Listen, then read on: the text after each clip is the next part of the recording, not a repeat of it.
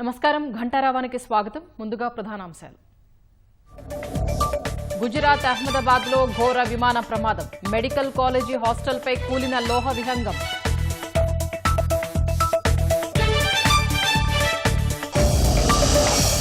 ప్రమాద సమయంలో 12 మంది సిబ్బంది సహా 242 మంది. విమానంలో గుజరాత్ మాజీ సీఎం విజయ్ రూపానీ.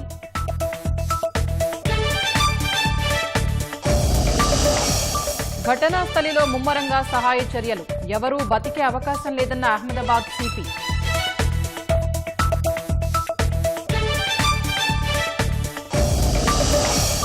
టేకాఫ్ తర్వాత సమస్యను ఏటీసీకి వివరించిన పైలట్. తిరిగి స్పందించేలోపే జరిగిపోయిన దుర్ఘటన.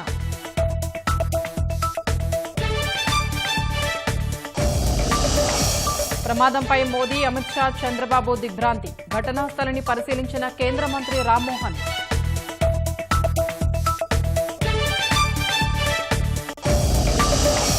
తల్లికి వందనం నిధుల జీవో విడుదల చేసిన సీఎం. సంక్షేమంలో ఏపీకి దేశంలో ఎవరూ దగ్గరలో లేరని వెల్లడి.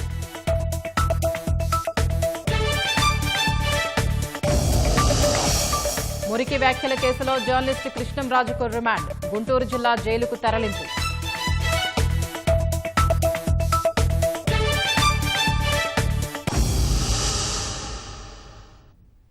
గుజరాత్ అహ్మదాబాద్లో జరిగిన ఘోర విమాన ప్రమాదంలో 200 మందికి పైగా ప్రాణాలు కోల్పోయారు.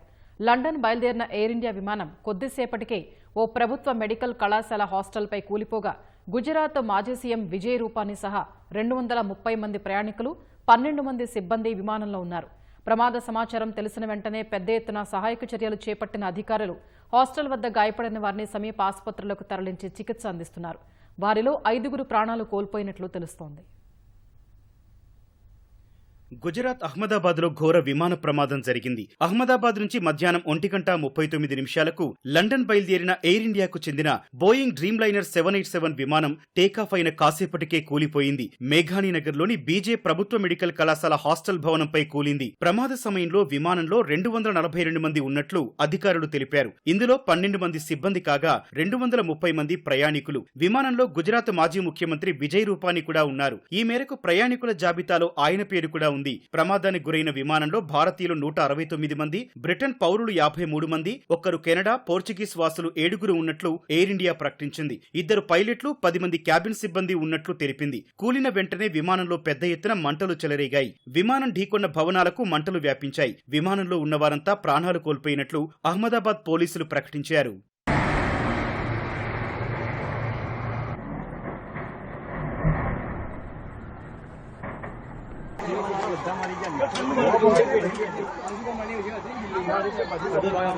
अहमदाबाद गाड़ीनगर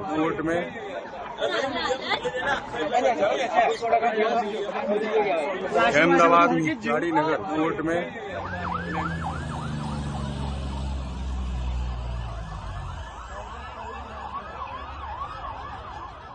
ప్రమాద సమాచారం తెలిసిన వెంటనే అక్కడికి చేరుకున్న అగ్నిమాపక సిబ్బంది, 6 ఎన్డీఆర్ఎఫ్ బృందాలు, 2 బీఎస్ఎఫ్ బృందాలు సహాయక చర్యల్లో పాల్గొన్నాయి. కొన్ని గంటల పాటు శ్రమించి మంటలను ఆర్పివేశారు. ఘటన జరిగిన ప్రాంతానికి పెద్ద ఎత్తున అంబులెన్సులను తరలించి గాయపడ్డ వారిని సమీప ఆసుపత్రులకు తరలించారు.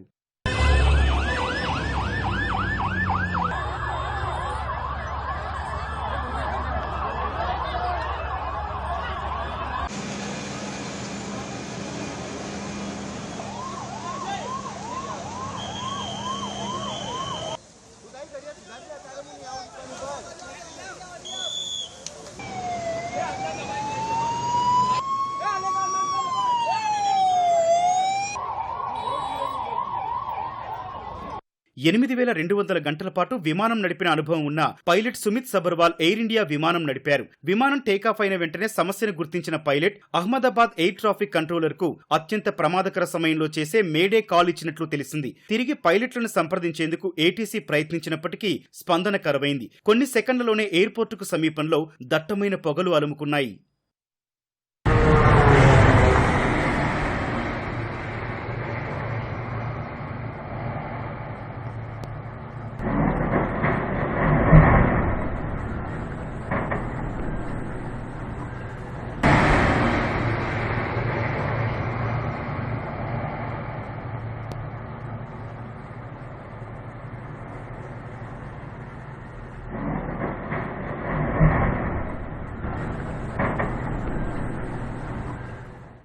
మేడే కాల్ అనేది డిస్ట్రెస్ కాల్, అత్యవసర ప్రమాద పరిస్థితిని ఎదుర్కొంటున్నామనే విషయాన్ని రేడియో కమ్యూనికేషన్ ద్వారా సమీపంలోని ఏటీసీకి తెలియజేయడం కోసం దీన్ని వాడతారు. ఆపదలో ఉన్నామని, తక్షణమే సాయం అవసరమని విజ్ఞప్తి చేస్తారు. ఎమర్జెన్సీ సమయాల్లో మేడే అనే పదాన్ని పైలట్లు 3 సార్లు చెబుతారని సమాచారం. ఇది ఫ్రెంచ్ పదం మైడర్ నుంచి వచ్చింది. సాయం చెయ్యండి అని దీని అర్థం. విమానాలు, నౌకల్లోనూ మేడే కాల్ ని వాడతారు. ఈ కాల్ ఇచ్చిన కాసేపటికే విమానం కుప్పకూలింది.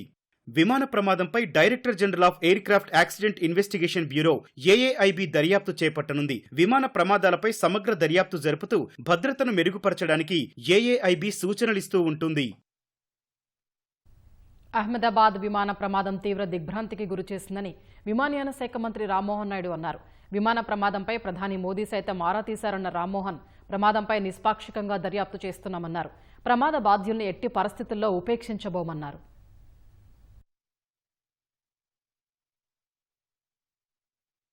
I'm totally shaken by the incident that has happened today near Ahmedabad airport.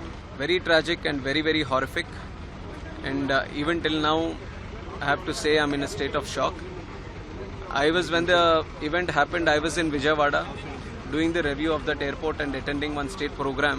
But the moment I got to know this incident happened, I wanted to be here physically at the site, try to find out more about what happened and what needs to be done. And also Honorable PM has called me and also told me to be there at the site and also look into the operations which is going on right now. And right now, if you ask me, I can only think about the passengers, their families, what they might be going through, and especially the civilians also who are there near the crash site. A lot of relief effort has been done already, right from Indian Army, NDRF, state police, medical departments, including aviation concerned departments.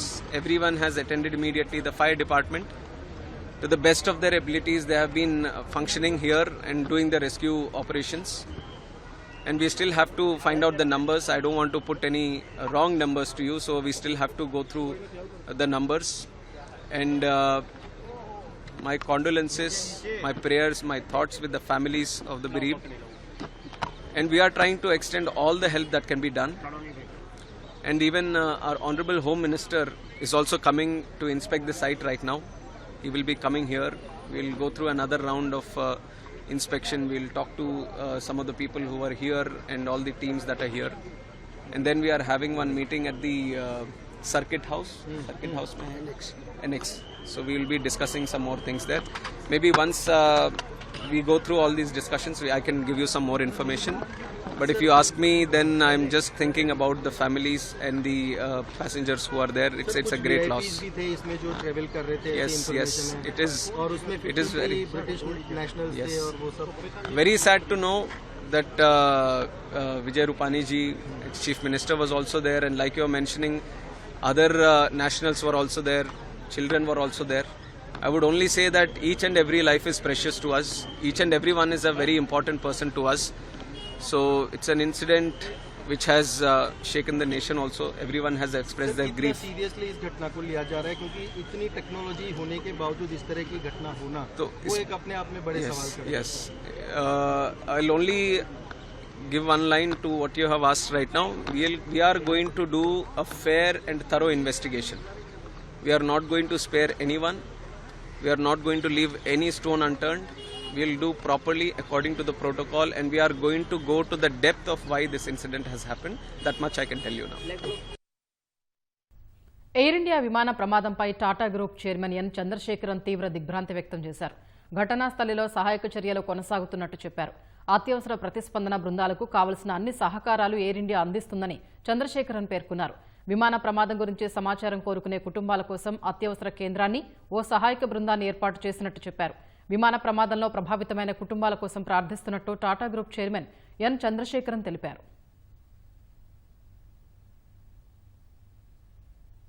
Air India ప్రమాదంపై ప్రధాని నరేంద్ర మోదీ తీవ్ర దిగ్భ్రాంతి వ్యక్తం చేశారు. ఇది మాటలకు అందని విషాదమన్నారు. ఈ సమయంలో తన ఆలోచనలన్నీ బాధితుల చుట్టే తిరుగుతున్నట్లు చెప్పారు. ఈ మేరకు సామాజిక మాధ్యమం ఎక్స్లో పెట్టిన పోస్టులో ప్రధాని మోదీ పేర్కొన్నారు. కేంద్ర మంత్రులు, అధికారులతో మాట్లాడి ఎప్పటికప్పుడు వివరాలు తెలుసుకుంటున్నట్లు చెప్పారు.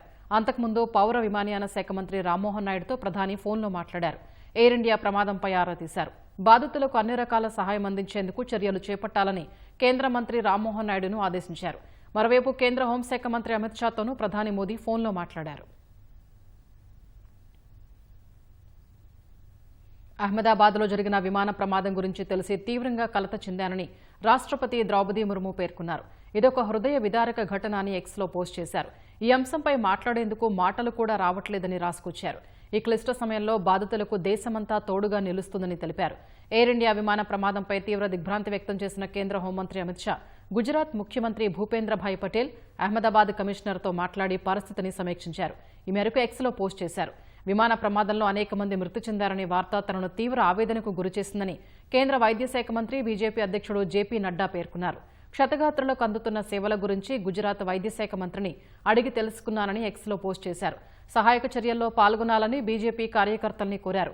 విమాన ప్రమాద ఘటన తనను తీవ్రంగా కలిచివేసిందని కేంద్ర ఆర్థిక శాఖ మంత్రి నిర్మలా సీతారామన్ ఎక్స్లో పోస్ట్ చేశారు.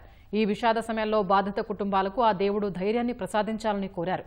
విమాన ప్రమాదం గురించి తెలుసుకుని షాక్కు గురయ్యానని విదేశాంగ మంత్రి జైశంకర్ తెలిపారు.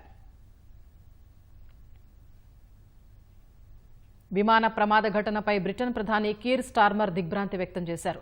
చాలా మంది బ్రిటిష్ జాతీయులతో లండన్కు బయలుదేరిన విమానం కూలిపోతున్న దృశ్యాలు హృదయ విదారకంగా ఉన్నాయంటూ విచారం వ్యక్తం చేశారు. ఈ ఘటనపై ఎప్పటికప్పుడు వివరాలు తెలుసుకుంటున్నట్లు కీర్ స్టార్మర్ పోస్ట్ చేశారు. ప్రయాణికులు వారి కుటుంబాల చుట్టే తన ఆలోచనలు తిరుగుతున్నాయని వివరించారు. అహ్మదాబాద్ విమాన ప్రమాదంపై ప్రపంచ దేశాలు దిగ్భ్రాంతి వ్యక్తం చేశాయి. ఈ ఘటనపై దిగ్భ్రాంతి వ్యక్తం చేసిన బ్రిటన్ ప్రధాని కీర్ స్టార్మర్ 53 మంది బ్రిటిష్ జాతీయులతో లండన్కు బయలుదేరిన విమానం కూలిపోతున్న దృశ్యాలు హృదయ విదారకంగా ఉన్నాయని పేర్కొన్నారు. ఈ ఘటనపై ఎప్పటికప్పుడు వివరాలు తెలుసుకుంటున్నట్లు సామాజిక మాధ్యమం ఎక్స్లో స్టార్మర్ పోస్ట్ చేశారు. రష్యా అధ్యక్షుడు వ్లాదిమిర్ పుతిన్ అహ్మదాబాద్ ఘటనపై దిగ్భ్రాంతి వ్యక్తం చేశారు. ఉక్రెయిన్ అధ్యక్షుడు జెలెన్స్కీ ప్రమాద బాధితులకు సంతాపం ప్రకటించారు. ప్రస్తుత విపత్కర సమయంలో భారత ప్రజలకు ప్రభుత్వానికి బాసటగా ఉంటామని మాల్దీవుల అధ్యక్షుడు ముయుజ్జు ఎక్స్లో పోస్ట్ చేశారు. అహ్మదాబాద్ ఘటన అత్యంత హృదయ విదారకమని యూరోపియన్ కమిషన్ చీఫ్ ఉర్సులా పేర్కొన్నారు. బాధిత కుటుంబాలకు భగవంతుడు మనోస్థైర్యాన్ని ఇవ్వాలని ఆకాంక్షించారు.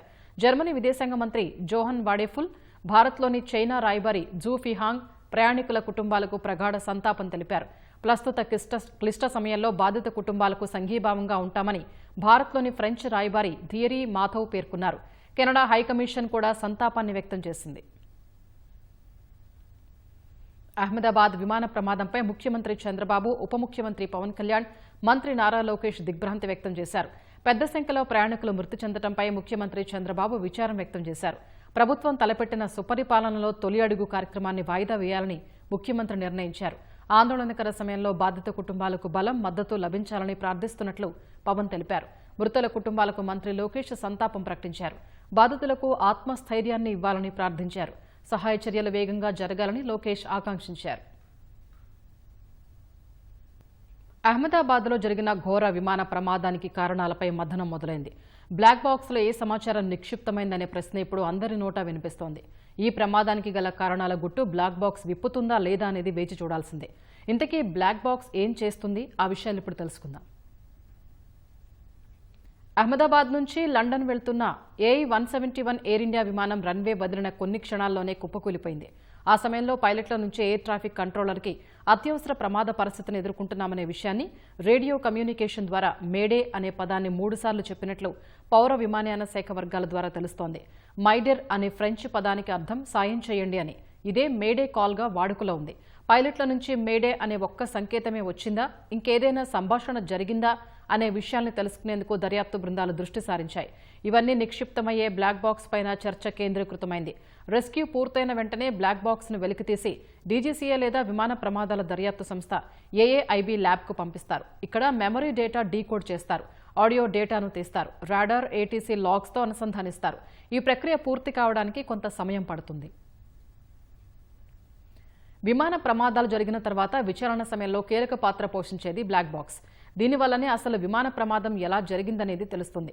విచారణ అధికారులు ఈ బ్లాక్ బాక్స్ పైనే ఆధారపడుతుంటారు. బ్లాక్ బాక్స్ అనేది ఇప్పటికే ఎన్నో విమాన ప్రమాదాలకు సంబంధించి స్పష్టమైన వివరాల్ని బయటపెట్టింది. దర్యాప్తు బృందానికి తమ పని తేలికవడంలో ఈ బ్లాక్ బాక్స్ ఎంతగానో ఉపయోగపడుతుంది. విమానం ప్రమాదానికి గురైందంటే అందుకు సంబంధించిన కారణాలు బ్లాక్ బాక్స్ ద్వారానే వెలుగు చూస్తాయి. బ్లాక్ బాక్స్ అంటే ఇది నలుపు రంగులో విమానంలో ఉండే ఓ పెట్టె అనుకుంటే పొరపాటే. ఇది ఆరెంజ్ రంగులో ఉంటుంది. ఎయిర్పోర్ట్ నుంచి విమానం టేకాఫ్ అయిన తర్వాత నుంచి ప్రతి విషయం కూడా ఈ బ్లాక్ బాక్స్లో రికార్డ్ అవుతుంది. ప్రతి సంభాషణతో పాటు విమాన పారామీటర్స్ ఎప్పటికప్పుడు ఇందులో రికార్డ్ అవుతుంటాయి. ఒకవేళ విమానం ప్రమాదం జరిగితే అధికారులు ముందుగా బ్లాక్ బాక్స్ కోసం ప్రయత్నిస్తారు. సాధారణంగా విమాన ప్రమాదం జరిగిన సమయంలో మంటలు చెలరేగిన సమయంలో అన్నీ ఖాళీ బూడిదవుతుంటాయి. ఆ సమయంలో నారింజ రంగులో ఉన్న ఈ బ్లాక్ బాక్స్ ను గుర్తుపట్టేలా సులభంగా ఉంటుంది. అయితే బ్లాక్ బాక్స్ కు ఆరెంజ్ కలర్ ఉంటుందంటున్నారు ఏవియేషన్ అధికారులు. ఈ బాక్స్ విమానం వెనక భాగంలో అమరుస్తారు. ఇందుకు ఓ కారణం లేకపోలేదు. ఈ బ్లాక్ బాక్స్ ను ప్రతికూల వాతావరణంలో కూడా దృఢంగా ఉండేలా డిజైన్ చేస్తారు. అధిక ఉష్ణోగ్రతల్ని తట్టుకునేలా, నీటిలో మునిగినా ఎలాంటి డేటా తొలగిపోకుండా ఉండేలా జాగ్రత్తలు తీసుకునే దీన్ని డిజైన్ చేస్తారు. ఒకవేళ రాడార్ సిగ్నల్స్ అందని సమయంలోనూ బ్లాక్ బాక్స్ మాత్రం పనిచేస్తూనే ఉంటుంది. విమానం ప్రమాదం సమయంలో ఇందులో ఉండే పైలట్, ఇతర ప్రయాణికులు ఎలాంటి విషయాలు మాట్లాడారు, పైలట్ ప్రమాదం జరిగిన సమయంలో ఎలాంటి సహాయం కోరారు వంటి విషయాలు ఇందులో నమోదవుతాయి. విమానం ఒకవేళ క్రాష్ అయినప్పటికీ వెనక భాగం పెద్దగా ధ్వంసం కాదు. అందుకే బ్లాక్ బాక్స్ ను అక్కడ అమరుస్తారు. విమానంలో అమర్చే ఈ బ్లాక్ బాక్స్ లో 2 కీలక పరికరాలుంటాయి. ఒకటి ఫ్లైట్ డేటా రికార్డ్, మరొకటి cockpit voice recorder. Flight data రికార్డర్లో విమానానికి చెందిన పూర్తి వివరాలు నమోదవుతాయి. విమానం ఎంత ఎత్తులో ప్రయాణిస్తుంది, ఎంత ఇంధనం ఉంది, ఇంజిన్కు సంబంధించిన విషయాలు, పారామీటర్ల సమాచారం, విమాన కదలికల్ని ఎప్పటికప్పుడు రికార్డు చేసి ఉంచుతుంది. విమాన పైలట్ ల్యాండింగ్ గేర్ ఎప్పుడు వేశారు, గేర్ వేయడంలో ఏమైనా జాప్యం జరిగిందా అనే విషయాలు తెలుస్తాయి. ఇక కాక్పిట్ విషయానికి వస్తే ఇందులో విమాన పైలట్ వాయిస్ రికార్డు అవుతుంది. పైలట్ సంభాషణ నుంచి ఏటీసీతో మాట్లాడిన ప్రతి విషయము రికార్డు చేస్తుంది. అందుకే విమాన ప్రమాదం జరిగినప్పుడు దర్యాప్తు చేసే అధికారులు దీనిని ఆధారంగా తీసుకుంటారు.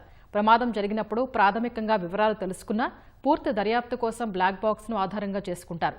దీని ద్వారా అసలు విషయాలు బయటకొస్తాయి. ప్రమాదం జరగడానికి అరగంట ముందు ఏం జరిగిందనేది కీలకం. ప్రమాదం జరిగే సమయంలో పైలట్ ఏటీసీకి ఏమైనా తెలిపారా, ఎలాంటి విషయాలు మాట్లాడారు అనే విషయాలు రికార్డు అవుతాయి. ప్రమాదం జరిగిన తర్వాత బ్లాక్ బాక్స్ లభ్యమైన తర్వాత డీకోడ్ చేస్తారు.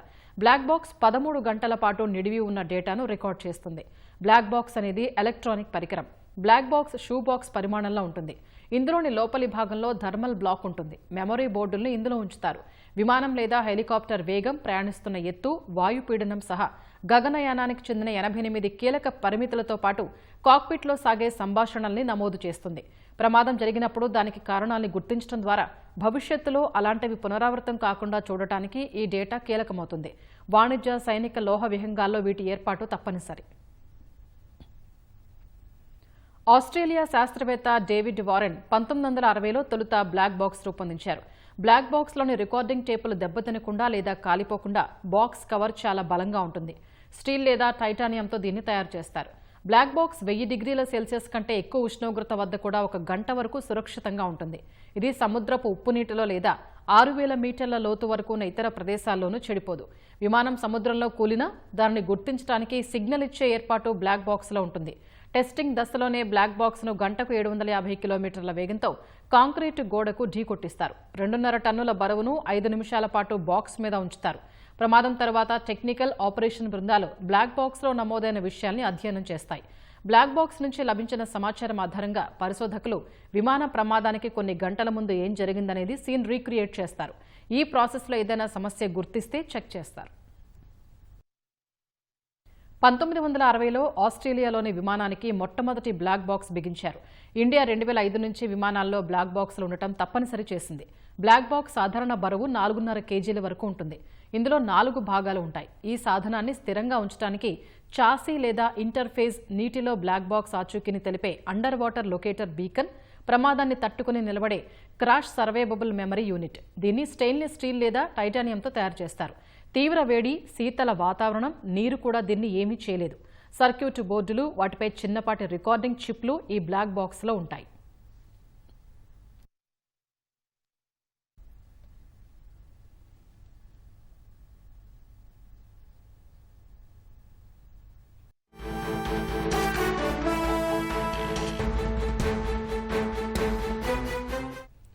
విమాన ప్రమాదం నుంచి ఒకరు మృత్యుంజయుడైనట్టు అహ్మదాబాద్ సిపి జిఎస్ మాలిక్ తెలిపారు. 11A నెంబర్ సీట్లోని ప్రయాణికుడు ప్రాణాలతో బయటపడినట్టు చెప్పారు. ప్రస్తుతం ఆ వ్యక్తికి ఆసుపత్రిలో చికిత్స అందిస్తున్నట్టు తెలిపారు. విమాన ఘటనలో మృతుల సంఖ్య ఇప్పుడే ఏమీ చెప్పలేమన్న అహ్మదాబాద్ సిపి నివాస ప్రాంతంలో కూలినందువల్ల సంఖ్య ఎక్కువే ఉండే అవకాశం ఉందన్నారు. విమానం కూలిన సమయంలో ఎమర్జెన్సీ ఎగ్జిట్ నుంచి ప్రయాణికుడు బయటకు వచ్చినట్టు తెలుస్తోంది.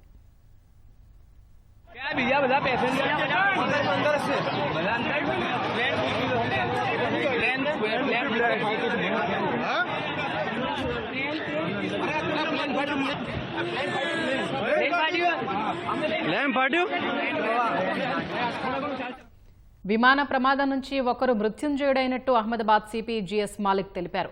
11A నెంబర్ సీట్లోని ప్రయాణికుడు ప్రాణాలతో బయటపడినట్టు చెప్పారు.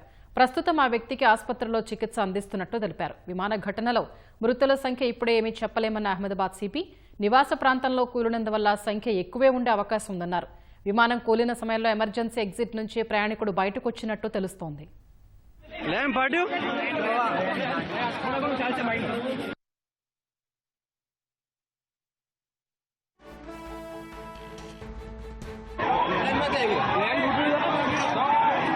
क्या भैया बता पैसेंजर अंदर